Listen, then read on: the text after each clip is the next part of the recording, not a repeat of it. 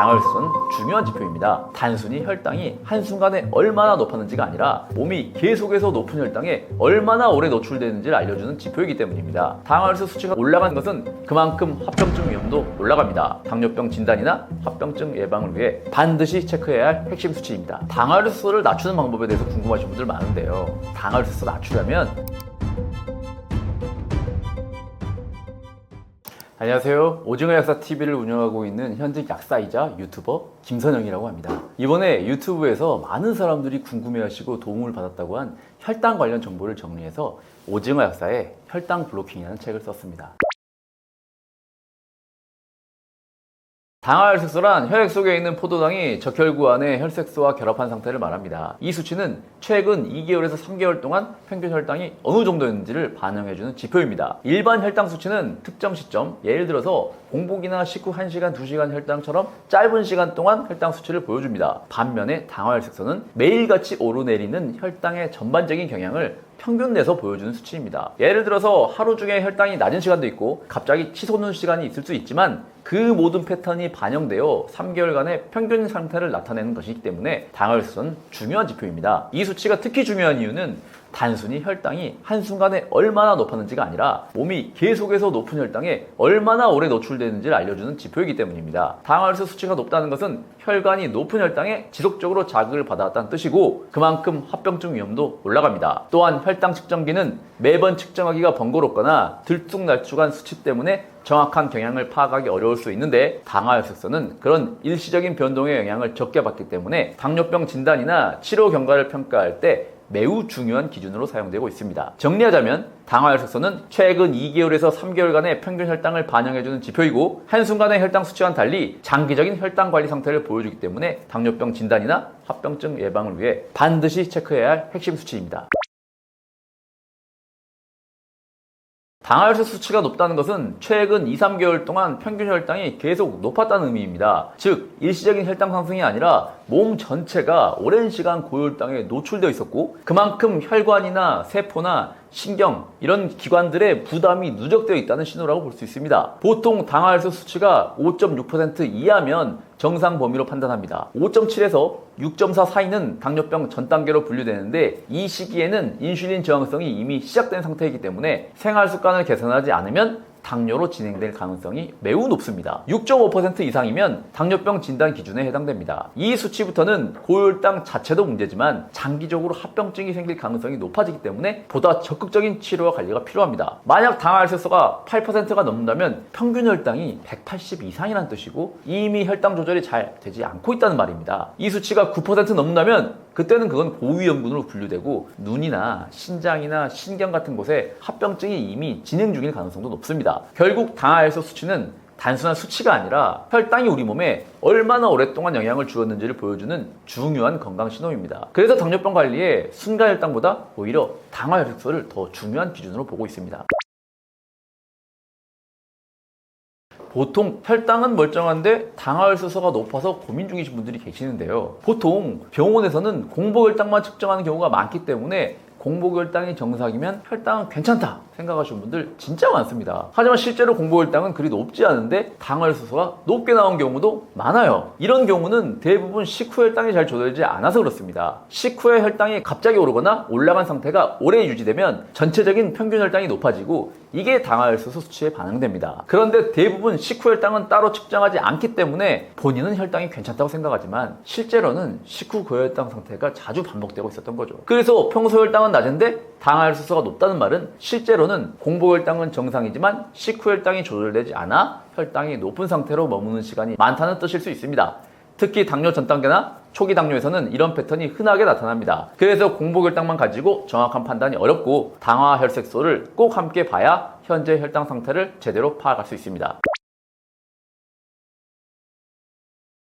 당화혈색소를 낮추는 방법에 대해서 궁금하신 분들 많은데요. 당화혈색소 낮추려면 혈당 스파이크가 발생하지 않아야 되고요. 혈당 스파이크가 발생하지 않으려면 혈당 블로킹이 필요합니다. 혈당 블로킹 4가지 방패를 간략하게 소개해드리자면 첫 번째는 식사 순서를 바꿔주세요. 채소, 단백질, 마지막에 탄수화물 순으로 거꾸로 먹는 식사법은 포만감을 빨리 느끼게 해서 과식을 막고 식후 혈당 상승도 완만하게 해줍니다. 두 번째, 수면 건강을 지키고 스트레스를 관리하세요. 잠이 부족하면 인슐린 저항성이 심해지고 야식 충동도 강해집니다. 특히 잠들고 처음 3시간 동안 깊은 수면이 중요하니까 수면 위생 챙기는 거 필요하고요. 또 스트레스가 많으면 혈당 조절 잘 안 됩니다. 하루에 10분 정도 짧은 명상이나 깊은 심호흡만으로도 뇌의 피로를 줄이고 자율신경 균형을 회복하는 데 도움이 됩니다. 세 번째, 운동은 길게 할 수 없다면 조금씩이라도 자주 하는 게 중요합니다. 매번 30분씩 하지 않아도 괜찮습니다. 식후에 10분에서 15분씩 짧게 걷는 것만으로도 혈당이 훨씬 잘 조절됩니다. 네 번째는 영양제를 활용할 수 있습니다. 제가 당뇨 기본 조합으로 알려드리고 있는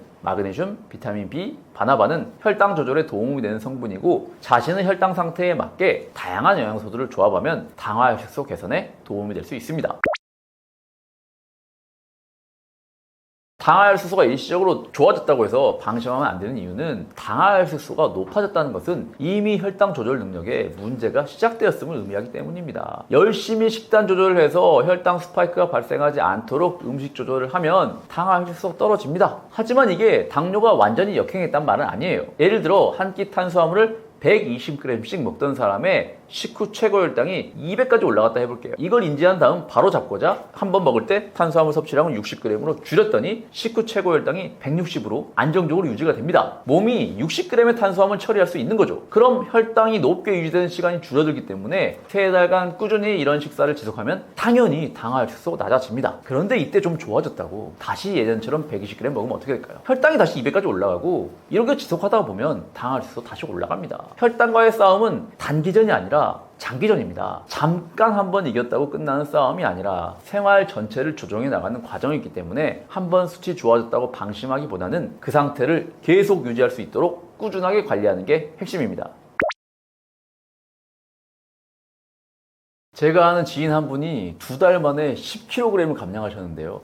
그분이 지킨 핵심 원칙은 딱 3가지였습니다. 첫째, 식사 순서와 내용 조절입니다. 탄수화물은 식사 마지막에 소량만 드시고 그 전에 단백질 채소, 건강한 지방부터 섭취하셨습니다. 이렇게 하면 혈당이 급격하게 오르지 않아서 인슐린 분비를 줄일 수 있고 이는 체중 감량에도 큰 도움이 됩니다. 왜냐하면 인슐린은 혈당을 지방으로 저장하는 작용을 하기 때문에 인슐린 분비가 잦고 많아질수록 체지방이 쉽게 쌓이게 됩니다. 반대로 인슐린 분비를 줄이면 체내 저장 모드가 아니라 연소 모드로 전환되면서 이미 쌓인 지방이 더 잘 활용되기 때문입니다. 여기서 중요한 점은 같은 칼로리를 섭취하더라도 인슐린 분비를 자극하는 정도에 따라 체중 변화가 다르게 나타날 수 있다는 겁니다. 1970년대 한국인의 하루 평균 칼로리 섭취량은 약 2050칼로리로 2000년대 이후에 평균 칼로리는 2000칼로리보다 오히려 더 많았습니다. 하지만 그 시기의 한국인의 평균 체중은 지금보다 훨씬 낮았고 비만율도 지금보다 훨씬 적었어요. 예를 들어 남성은 평균 14kg, 여성은 평균 5kg가량 체중이 증가했는데도 칼로리는 줄어든 셈이죠. 이는 단순히 섭취 칼로리만으로는 체중 증가를 설명하기 어렵다는 것을 보여주며 결국 같은 열량을 섭취하더라도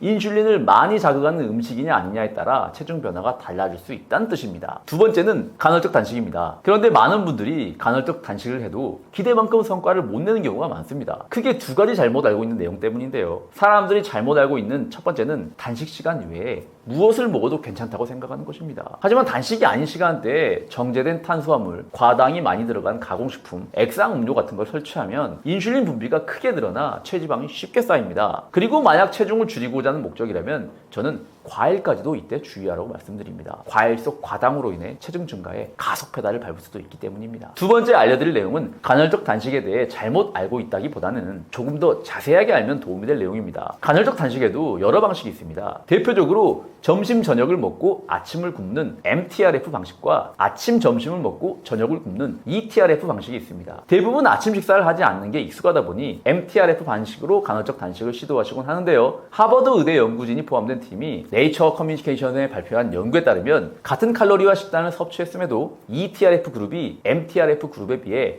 혈당 조절, 인슐린 민감도, 식욕 조절, 체중 감량 면에서 더 우수한 결과를 보였습니다. 이는 단순히 무엇을 먹었느냐뿐 아니라 언제 먹었느냐도 대사 건강에 큰 영향을 준다는 점을 보여주는 중요한 결과입니다. 특히 ETRF는 우리 몸의 생체 리듬과 잘 맞습니다. 인간의 생체 시계는 아침에 인슐린 민감도가 높고 저녁으로 갈수록 낮아지는 경향이 있기 때문에 아침과 오후 시간대에 음식을 섭취하는 것이 더 효율적입니다. 이 TRF는 이런 리듬을 반영해 인슐린 분비를 최소화하면서도 혈당을 안정시키고 지방 축적보다는 연소 환경을 조정하는 데 도움이 됩니다. 같은 열량을 섭취하더라도 인슐린이 적게 분비되면 체중 증가 가능성도 그만큼 낮아지기 때문에 체중 감량에 있어 언제 먹느냐는 매우 유효한 전략이 될 수 있겠습니다. 세 번째는 식후 걷기를 통한 혈당 사용입니다. 식사 후 30분에서 1시간 사이에 가볍게 30분 정도 걷는 습관을 들이셨는데요. 이 덕분에 혈당이 근육에서 에너지원으로 사용되어 지방으로 전환되는 것을 막을 수 있었습니다. 걷기만 해도 혈당 스파이크를 줄이고 대사 건강을 높이는데 큰 효과가 있다는 걸 몸소 느끼셨다고 합니다. 이처럼 혈당 스파이크를 발생시키지 않겠다는 큰 목표를 설정해 두고 그에 대한 방편으로 식사 순서나 음식 종류 조절, 간헐적 단식, 그리고 식후 걷기라는 세 가지 전략을 잘 조합하면 무리하지 않으면서도 체중 감량과 혈당 안정이라는 두 마리 토끼를 같이 잡을 수 있습니다. 미고비보다 올리브오일이 낫다는 말이 있는데요. 사실 실제로 하버드대 연구진들이 진행한 대규모 연구가 있습니다. 12만 명 이상 성인을 무려 24년간 추적 관찰한 결과 매일 약 반 큰술, 7g 정도의 올리브오일을 꾸준히 섭취한 그룹이 그렇지 않은 사람들보다 체중이 적게 증가하거나 오히려 감량 효과를 보였다는 결과가 있습니다. 연구에서는 올리브오일의 주요 성분인 올레산이 에너지 소비를 높이고 식욕을 조절하는 작용을 통해 체중 조절에 도움을 줄 수 있다고 보고했습니다. 하지만 여기서 한 가지 짚고 넘어갈 부분이 있어요. 이 연구는 올리브오일이 건강한 지방으로서 체중 증가를 억제하고 혈당을 안정시켜 인슐린 분비를 덜 유발하게끔 돕는다는 데 강점이 있다는 것이지 단기간에 10kg을 감량시키는 마법 같은 효과가 있다는 뜻은 아닙니다. 최근 다이어트 치료제로 유명한 위고비와 비교하는 경우가 있는데요. 위고비는 식욕 조절 호르몬인 GLP-1 수용체에 직접 작용해 식욕 자체를 감소시키고 위 배출을 지연시키는 기전으로 약물로 강제적으로 음식 섭취량을 줄이는 방식입니다. 반면에 올리브오일은 지방 중에서도 포만감을 오래 유지시키고 또 지방 자체는 혈당 거의 올리지 않기 때문에 식단에 적절히 활용하면 군것질이나 과식 충동을 줄이는 데 도움이 되고 이런 습관이 쌓이면 체중 유지나 감량에도 유리한 조건을 만들어줍니다. 다시 말해 올리브오일 자체가 체중을 직접 줄인다기보다는 체중이 늘지 않도록 환경을 조성하고 혈당 스파이크에 의한 인슐린 과잉 분비가 지방 축적으로 발전하는 것을 예방하는 방향으로 작용한다고 보시면 되지 위고비와 비교할 수 있는 건 아니라고 생각합니다. 일반 콜라와 제로 콜라 둘 중에 하나를 선택해야 한다면 당연히 제로 콜라가 더 낫습니다. 설탕이 들어간 일반 콜라는 혈당을 급격하게 올리고 인슐린 분비를 촉진해 지방 축적을 유도하기 때문입니다. 반면 제로 콜라는 설탕 대신 인공 감미료를 사용해서 혈당을 직접적으로 올리지는 않기 때문에 혈당 조절이라는 측면에서 상대적으로 안전하다고 할 수 있겠습니다. 하지만 그렇다고 제로 음료가 좋은 음식이라는 뜻은 아닙니다. 인공 감미료는 단맛에 대한 뇌의 반응을 자극하면서 식욕을 오히려 높일 수 있습니다. 제로 음료가 혀에 닿는 즉시 혀에서 뇌로 단 음식이 들어온다는 신호를 보냅니다. 그럼 뇌는 조만간 소장에 흡수될 높은 열량을 기대하고 다른 호르몬들을 그에 맞춰 분비시키려는 준비를 합니다. 하지만 막상 들어온 제로 음료는 열량이 없고 혈당을 높이지도 않습니다. 즉시 뇌에서는 물음표가 생기고 이상한데? 좀 더 먹어봐. 확인할 게 있어. 하면서 오히려 단맛에 대한 갈망을 높이게 되어 제로 음료를 통해 줄인 칼로리를 다른 음식을 통해 오히려 보상작용처럼 더 많이 섭취하는 결과를 초래하기도 합니다. 또한 장내 미생물 환경을 교란시킬 수 있다는 연구 결과도 있고요. 특히 일부 연구에서는 인공 감미료가 실제로 인슐린 반응을 유발하거나 혈당 조절 기능에 악영향을 줄 수 있다는 점도 지적하기도 했습니다. 즉, 당장 설탕 섭취를 피하는 차선책으로 제로 음료를 선택하는 것은 괜찮지만 건강을 장기적으로 고려한다면 물이나 무가당 차 또는 탄산수를 선택하는 것이 훨씬 나은 선택이고요. 제로 음료는 설탕이 빠진 음료일 뿐 건강한 음료라고 착각해서는 안 됩니다. 다이어트 중에 추천하는 영양제는 크게 세 가지입니다. 제가 혈당 조절하시는 분들에게 추천드린 조합인데요. 혈당 조절이 곧 체중 조절이기 때문입니다. 첫 번째는 비타민 B군입니다. 다이어트 중에는 에너지 생성이 원활하게 이루어진 것이 중요한데 비타민 B군은 탄수화물, 지방, 단백질을 에너지로 전환하는데 필수적인 영양소입니다. 특히 스트레스가 많은 다이어트 기간 동안 비타민 B군은 신경계 안정과 피로 회복에도 도움을 줍니다. 둘째는 마그네슘인데요. 마그네슘은 혈당과 인슐린을 안정시키는 데 중요한 역할을 합니다. 또한 근육의 수축과 이완을 도와 운동 후 회복에도 도움이 되고 다이어트 중 흔히 나타나는 근육경련이나 수면장애 예방에도 유익합니다. 세 번째는 바나바입니다. 바나바는 혈당을 낮추는 데 효과적인 식물성 성분으로 특히 식후 혈당 상승을 완만하게 해주는 작용이 있습니다. 이는 인슐린 급증을 막아 지방 축적을 줄이는 데 도움이 되고요. 다이어트에서 중요한 포인트 중 하나는 혈당 스파이크 막는 것인데 바나바는 식후 혈당을 안정화하는데 가장 유효한 영양성분 중 하나입니다. 이 세 가지는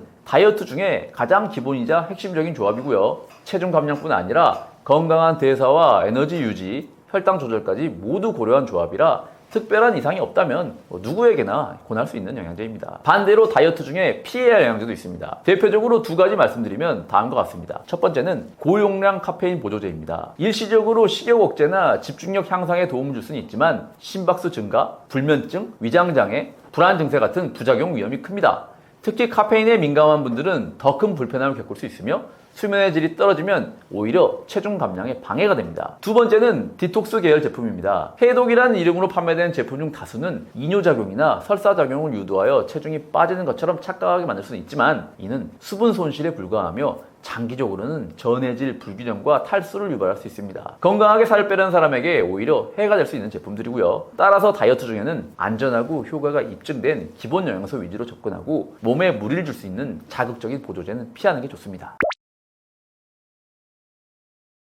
다이어트를 시작할 때 가장 먼저 드리고 싶은 말은 너무 많은 정보를 모두 따르려고 하지 마시라는 겁니다. 인터넷과 유튜브에는 수많은 다이어트 정보가 넘쳐나고 각기 다른 주장을 하는 전문가들이 너무 많습니다. 어떤 사람은 고지방 식단이 좋다고 하고 어떤 사람은 채식이 정답이라고 말하죠. 누군가는 아침을 굶으라 하고 또 누군가는 아침을 먹으라고 합니다. 이럴 때 가장 흔하게 빠진 실수는 오늘은 이 방법, 내일은 저 방법, 이 방법 저 방법 계속 갈아타면서 몸과 마음이 지쳐버리는 겁니다. 다이어트는 단기간에 끝나는 프로젝트가 아니라 삶의 일부로 만들어야 하는 생활 습관의 변화입니다. 그래서 시작할 때는 단 한 가지 원칙만 정하고 그걸 꾸준히 실천해 보세요. 예를 들어 하루 한 끼는 탄수화물 없이 단백질 위주로 먹겠다. 혹은 식후에는 무조건 20분 이상 걷겠다. 이런 작고 단순한 원칙부터 시작하는 게 좋습니다. 그리고 가장 중요한 건 내 몸의 반응을 스스로 관찰하는 태도입니다. 똑같은 식단이라도 어떤 사람에겐 효과가 있지만 어떤 사람에게는 전혀 맞지 않을 수 있습니다. 몸은 정직하게 반응합니다. 너무 피곤하거나 소화가 잘 안 되거나 컨디션이 나빠진다면 그 방식은 내게 맞지 않는 겁니다. 마지막으로 다이어트는 절대 인내심만으로 이겨내는 일이 아닙니다. 잘 참는 사람이 아니라 잘 아는 사람이 성공합니다. 지금 당장 체중이 줄지 않더라도 혈당이 안정되고 폭식이 줄고 기분이 나아졌다면 이미 변화는 시작된 겁니다. 작은 변화 하나가 모이기 시작하면 반드시 큰 변화가 일어나고요. 그러니 조급해하지 마시고 내가 정한 한 가지 원칙부터 오늘 꼭 실천해 보세요.